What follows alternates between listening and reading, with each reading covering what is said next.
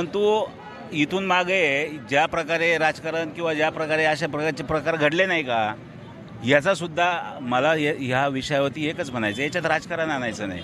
100% किरण लामटेंनी त्या कुटुंबामध्ये जायला पाहिजे. ते या तालुक्याचे लोकप्रतिनिधी आहे.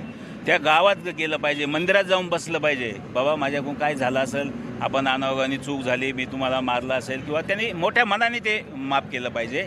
परंतु दातखिरे साहेब, आता जी काय भाषणं झाली, ज्यांनी भाषणं केली आहे तालुक्याच्या राजकारणी, जे लोकांनी भाषणं केली, तुम्ही बघा या तालुक्यामध्ये 4 शक्ती एकत्र येऊन मग त्याच्यामध्ये अशोकराव बांगरे असतील, वैभवराव पिचड असतील आणि तळपडे साहेब असेल, हे सगळेजण जाऊन, अहो तुम्ही ज्या ओबीसी बहुजन समाजातल्या ज्या काही गोष्टी घडल्या, तुम्ही तिथे जाऊन बसून त्यांच्यावरती खोट्या ॲट्रॉसिटी दाखल केल्या, त्यांचे कुटुंब उद्ध्वस्त करायचं काम केलं. त्यावेळेस ह्या तालुक्यामध्ये कोणाला जाग आली नव्हती का? मग आज ह्या निवडणुकीच्या अनुषंगाने तुम्ही राजकीय हस्तक्षेप करून राजकीय वळण याच्यात द्यायचं नाही. आपल्याला बिलकुल याच्यात राजकीय वळण द्यायचं नाही. किरण लामटेंना शासन झालं पाहिजे, परंतु इथून मागं ज्यांनी अन्याय केला त्यांचासुद्धा ह्या सगळ्या समाजाने निषेध केला पाहिजे. हे संधीसाधू राजकारणी ह्या तालुक्यामधून हद्दपार, ह्या निवडणुकीमध्ये संधीसाधू राजकारणी, ह्या राजकारणामधून तुम्ही हद्दपार केले पाहिजे.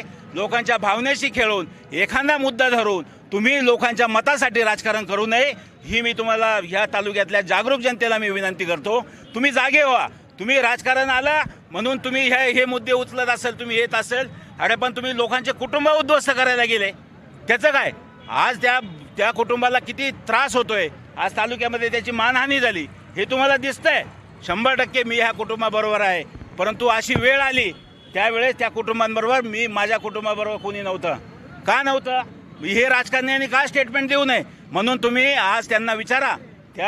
आज ते बांगरे कुटुंबाला विचारा, पिचड कुटुंबांना विचारा आणि तळपाडे कुटुंबाला विचारा का तुम्ही बाजीराव दराडेंवर ॲट्रॉसिटी झाली त्यावेळेस पोलीस स्टेशनला जाऊन तुम्ही बसले, तुम्ही समाजाची बाजू घेतली, तुमचे सहकारीच होते, फक्त तुमचे राजकीय एकत्रपण नव्हता म्हणून तुम्ही त्यांना राजकीयदृष्ट्या अडचणीत आणण्यासाठी तुम्ही अशा पद्धतीचे स्टंट घेतले आणि त्यांना अडचणीत आणलं.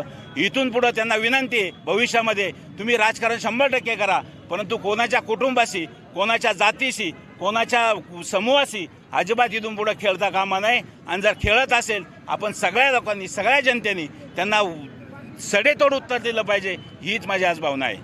नक्कीच तुम्ही पण याला उपस्थित होतात. नक्की बाजीराव शेठ